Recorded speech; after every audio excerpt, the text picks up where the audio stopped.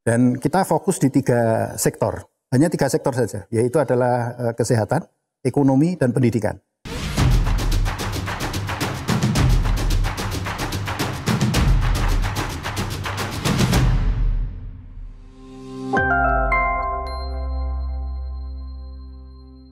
Strateginya seperti apa sih Pak Rimawan sehingga Sonjo itu bisa sustain kegiatannya gitu? Mungkin begini, kalau di Sonjo kan kebetulan membernya ya mungkin kaum intelektual lah ya, dosen-dosen UGM begitu yang tingkat kemampuan analisisnya mumpuni, tapi kan tidak semua gerakan sosial dan kemanusiaan yang ada di masyarakat itu mempunyai model yang sama dengan Sonjo. Nah, kira-kira strateginya seperti apa ya supaya yang lain-lain itu juga bisa sustain kegiatannya seperti Sonjo, karena kan kita harapannya semakin banyak kan akan semakin baik ini untuk menghadapi pandemi ini.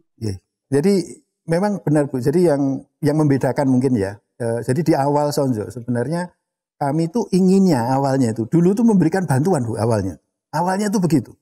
Itu sebabnya misinya Sonjo itu adalah membantu masyarakat yang rentan dan berisiko terhadap dampak COVID. Awalnya kita tuh mau membantu, menyalurkan bantuan. Tapi ketika kami diskusi di situ, waktu itu kemudian sudah banyak orang mengatakan, oh Mas kami membantu masyarakat ini, kami membantu masyarakat ini. Loh, saya mengatakan, loh kalau ini semuanya membantu semua, lalu pertanyaannya adalah kita kuat dalam waktu berapa lama ini? Kan gitu. Waktu itu yang kami lakukan hanya mengkoordinasi saja, mohon berkenan kalau Anda sudah memberikan bantuan ke satu kelompok masyarakat, mohon diinformasikan agar yang lain tahu, kita tidak perlu membantu yang sana pindah ke yang lain gitu kan. Nah, tapi kemudian ada masalah yaitu adalah APD. Waktu itu Bu, kelengkapan APD. Nah, APD kami tanya juga rekan-rekan, ternyata ada produsen APD. Ada kayak Pak Budi namanya, beliau itu mengkoordinir pembuatan APD dan yang mengerjakan itu adalah rekan-rekan difabel misalnya. Nah, di sini juga ada kayak Lazismu dan lain sebagainya itu kumpul juga. Nah, ketika ada permintaan kayak begitu, saya tanya, ini ada nggak yang bisa memenuhi? Saya bisa menjahitkan, oh ini ada dana, ya sudah dihubungkan. Berkembang seperti itu. Jadi semuanya dalam kondisi adaptasi ya. Jadi kita beradaptasi. Nah ketika misalkan penyaluran makanan dan lain sebagainya, ini menjadi tidak relevan ketika di bulan Mei pemerintah kemudian mengatakan kita tidak lagi melakukan PSBB. Karena perekonomiannya akan susah, dibuka. Nggak ada lagi kan keinginan untuk membantu itu. Nah yang kami kebetulan waktu itu kami memiliki wing ekonomi gitu. Sehingga kami bisa masuk ke sana. Jadi yang kami lakukan kemudian adalah kita fokusnya apa? Intinya manusia itu sebenarnya adalah kebutuhan kita itu adalah ya tadi. Ini kita kesehatan karena ini pandemi, tapi kebutuhan ekonomi juga harus jalan, di sisi yang lain adalah pendidikan. Ya sudah, kami fokus di situ. Jadi kita bermain di situ.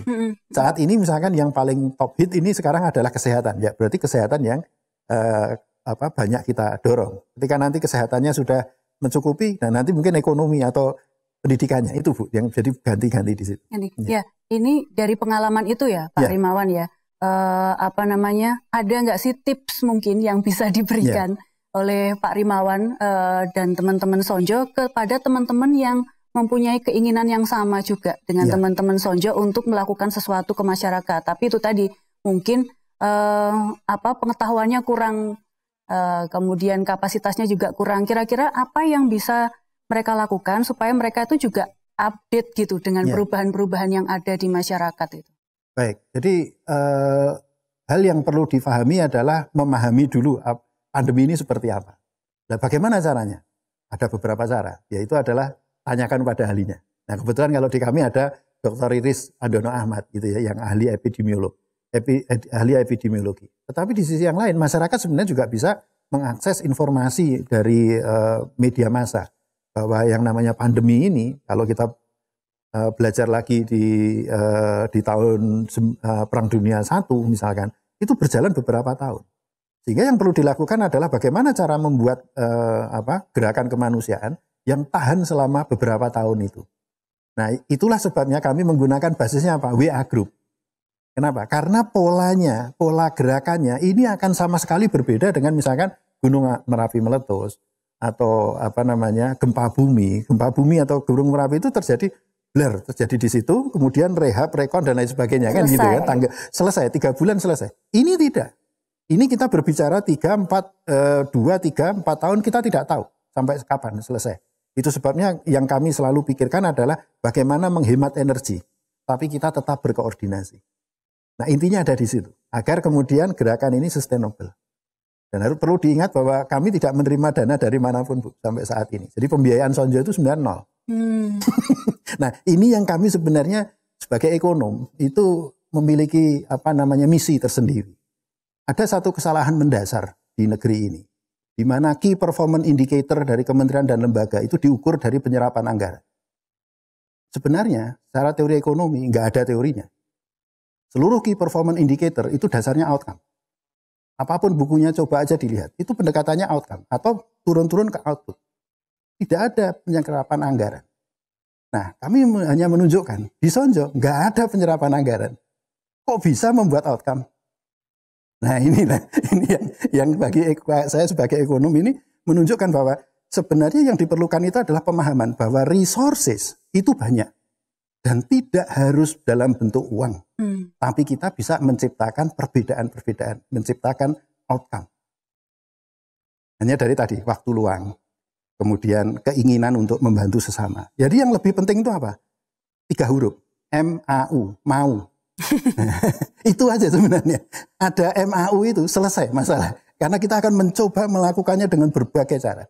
Ini yang berkembang di Sonjo, rekan-rekan mengatakan kalau sudah seperti itu ada yang nggak jalan dan lain sebagainya, pertanyaannya, oh simpel Mas, pertanyaannya 3 huruf aja, MAU. Mau nggak gitu?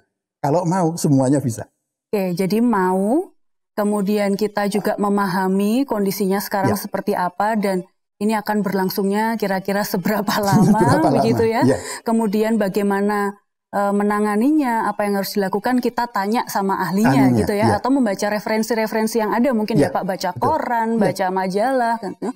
Dan juga selain itu adalah menghemat energi. Menghemat energi. Oke Pak Rimawan, ini seru sekali ini diskusinya ya. Seru sekali. Kalau boleh saya menyimpulkan dari apa yang kita diskusikan tadi ya, dari pengalaman Sonjo ya selama pandemi ini, berarti bahwa supaya gerakan kemanusiaan itu bisa sustain, itu kuncinya adalah kita memahami ya musuh kita itu bentuknya seperti apa gitu, bergeraknya seperti apa, kemudian kita beradaptasi. Beradaptasi, mengembangkan aktivitas-aktivitas kita sesuai dengan kondisi saat ini gitu ya. Nah itu bisa dilakukan kalau kita bertanya pada ahlinya, kemudian kita membaca referensi-referensi yang ada supaya gerakan ini tepat sasaran istilahnya begitu ya.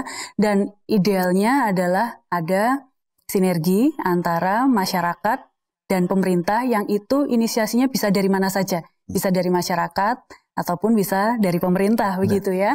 Nah kemudian supaya ini sustain, tidak berhenti pada saat pandemi saja, kita harus tetap mengingat pada kontrak sosial kita ya. Cita-cita bagaimana negara kita ini didirikan itu untuk apa sih gitu ya. Itu yang terus harus kita ingat, kira-kira begitu ya Pak Rimawan ya. Pak Rimawan, terima kasih banyak atas obrolan yang ringan tapi sangat bermanfaat ya. Sama-sama. Ini akan memberikan banyak inspirasi kepada kita semua. Terima kasih juga kepada semua Sobat Polgov yang sudah menyimak obrolan saya dengan Pak Rimawan kali ini. Nah, kalau teman-teman ingin terus menyimak diskusi-diskusi yang ringan tapi bermanfaat seperti ini tadi, jangan lupa untuk terus terhubung dengan media sosial Departemen Politik dan Pemerintahan di DPP UGM. Sampai jumpa.